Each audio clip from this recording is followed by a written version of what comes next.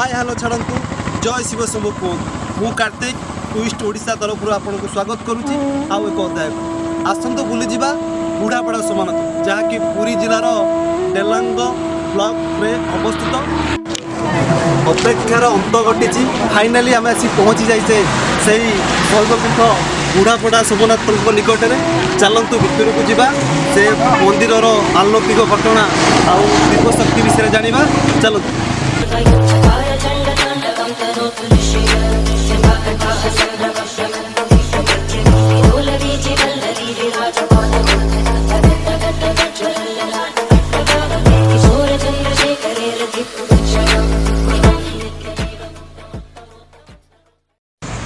मु कार्तिक पुनर्बार स्वागत करुच्ची टूरिस्ट ओडिशा तरफ आचार्य बेमकुश महापात्र को से किसी आमको यही बुढ़ापड़ा समानांतर विषय किसी आमको कही जन सर नमस्कार। नमस्कार। आमर ये जो मंदिर आपन देखुंट ये पाखापाखि 1200 मसीहार मंदिर जहाँकि कोणार्क मंदिर जेबे सृष्टि होता कोणार्क मंदिर को जो समय प्रस्तुत करा समय मंदिर आउ जो कारीगर माने प्रस्तुत करते से कारीगर द्वारा ये मंदिर तैयारी तेणु ये बुढ़ापड़ा सोमनाथ कहुए चूड़ाखिया सोमनाथ कहुए कहीं कारण ये जगार लोकाचार हेउ किंबा ऐतिहासिक किंवदंती माध्यम जना जाए जे जो 1200 बढ़ई माने कोणार्क मंदिर तैयारी करने को जाउथिले से माने यही स्थान रे किछि समय पई विश्राम नहीं जहाँ द्वारा से माने को मध्यरु जड़े श्रमिकों को तांकु स्वप्नादेश है जे यही जगार गोटे लिंग रही तेणु यही लिंग को से गजपति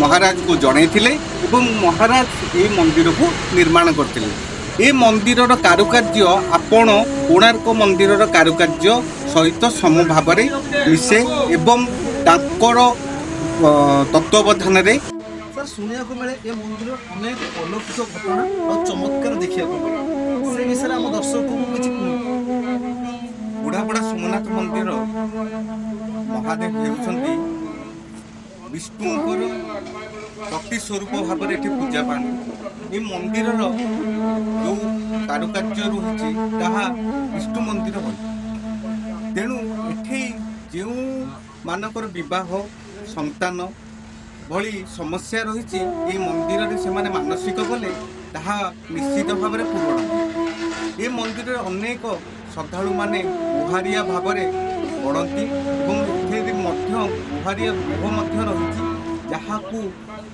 राजा द्वारा स्थापित कर अनेक बर प्राप्ति होती मनुष्य निज जीवन में ये महादेव दर्शन कले ऐश्वर्य सह दिव्य भाग्य प्राप्त हुए ये मंदिर महात्म्य रहस्य अति गुरुत्वपूर्ण तेणु ये मंदिर को आपण मैंने आसी दर्शन एवं तांकर आशीष प्राप्त करुच्ची आसतु ये मंदिर नीतिकांति विषय पचारि नवा भाईना अच्छा भाईना आप परिचय मो ना श्रीनिवास पंडा ग्राम नाम बुढ़ापड़ा।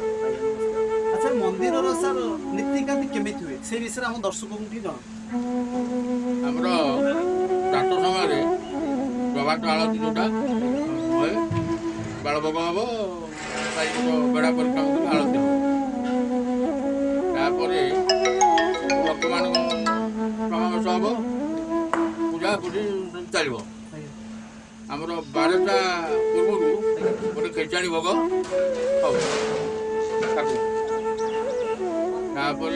साढ़े 2टार अन्न डालमा खटा गिरी तरकारी जहाँ हो सुप्रसाद कर रक्तम समागम चलती संध्या आलती हम बेड़ा परिक्रमा राति 9टा 10टा पर्यटन भक्तमान आठ जात चलती पूजा जन लगी सब चलो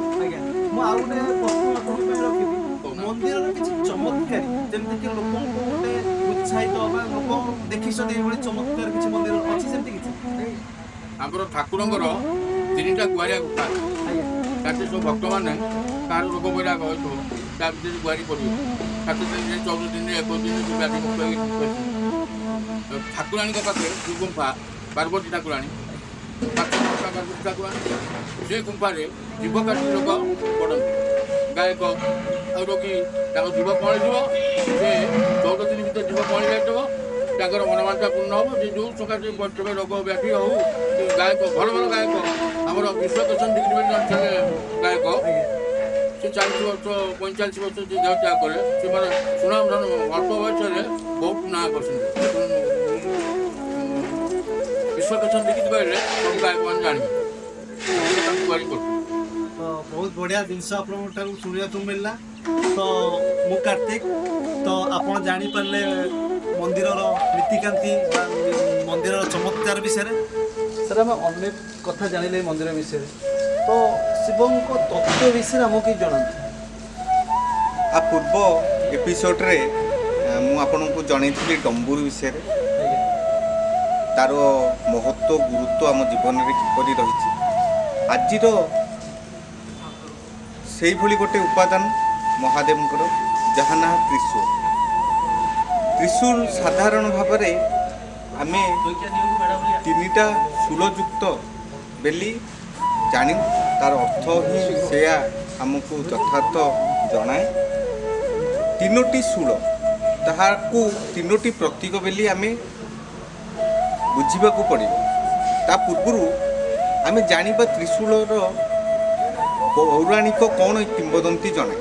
ବିଷ୍ଣୁ ପୁରାଣ ଅନୁସାରେ ସୂର୍ଯ୍ୟଙ୍କର ଅଂଶରୁ ତ୍ରିଶୂଳ ସୃଷ୍ଟି ହୋଇଛି ବିଶ୍ୱକର୍ମାଙ୍କ ଦ୍ୱାରା, ଯାହା ମହାଦେବଙ୍କର ଏକ ମହତ୍ତ୍ୱପୂର୍ଣ୍ଣ ଅସ୍ତ୍ର, ଯାହାକୁ ଆମେ ବିନାଶ ଅସ୍ତ୍ର ଭାବରେ ବି ଅନୁଭବ କରୁ।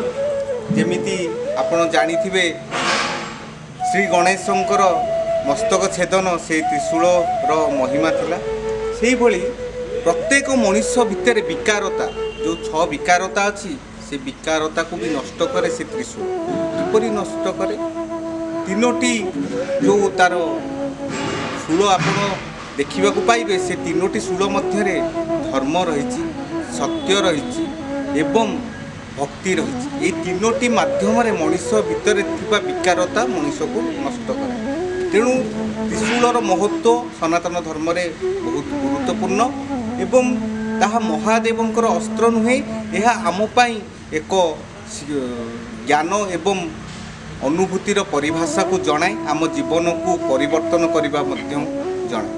ତେଣୁ ତ୍ରିଶୂଳର ମହିମା ଶଙ୍କରଙ୍କର ଏବଂ ଆମ ଜୀବନ ପ୍ରତି ତାର ଗୁରୁତ୍ୱପୂର୍ଣ୍ଣ ରହିଛି, ଏଇଟା ଆମେ ଜାଣି ରଖିବା ଦରକାର। ତ୍ରିଶୂଳଟି ତମ୍ଭାର ହୋଇଥିବା ଦରକାର, ନହେଲେ ଅଷ୍ଟଧାତୁରେ ନିର୍ମିତ ହୋଇଥିବା ଦରକାର। ତାହେଲେ ହିଁ ସେ ଗୃହକୁ ସେଇ ସୁରକ୍ଷା ମଧ୍ୟକୁ ରଖିବ। ଏବଂ ତ୍ରିଶୂଳକୁ ଯେତେବେଳେ ଆପଣ ଘରେ ସ୍ଥାପିତ କରିବେ, ସେତେବେଳେ ତିଥି ନକ୍ଷତ୍ର ବାରକୁ ମଧ୍ୟ ଧ୍ୟାନ ଦେବା ଦରକାର। ଏହା ଅଷ୍ଟମୀ ତିଥିକୁ ଧ୍ୟାନ ଦେବେ ଏବଂ ମଙ୍ଗଳବାର କିମ୍ବା ଶନିବାର ଦିନ ଏହି ଅସ୍ତ୍ରଟି ବା ତ୍ରିଶୂଳଟି ଆପଣ ଘରର ସୁରକ୍ଷା ପାଇଁ ସ୍ଥାପିତ କରିବେ। ତେଣୁ এইভাবে ভাবে আমার ধর্ম এবং শাস্ত্র আমକୁ এবং ଆମ ପରିବାରକୁ ସୁରକ୍ଷା ରଖେ। ଧନ୍ୟବାଦ ଆଜ୍ଞା, ବହୁତ ବଢ଼ିଆ ଲାଗିଲା ସାର୍ଙ୍କ ସହିତ ଆଜି ତ୍ରିଶୂଳ ବିଷୟରେ କିଛି ଆଲୋଚନା କରି। ସାର୍ଙ୍କୁ ନେକ୍ସଟ ଏପିସୋଡ଼ ପାଇଁ ବି ସ୍ୱାଗତ। ତ ଆଜି ପାଇଁ ଏତିକି, ପୁଣି ଦେଖା ହେବ ଆଉ ଏକ ଶୈବ ପୀଠ ଆଉ ଏକ ଶିବଶକ୍ତି ଉପରେ ନେଇ।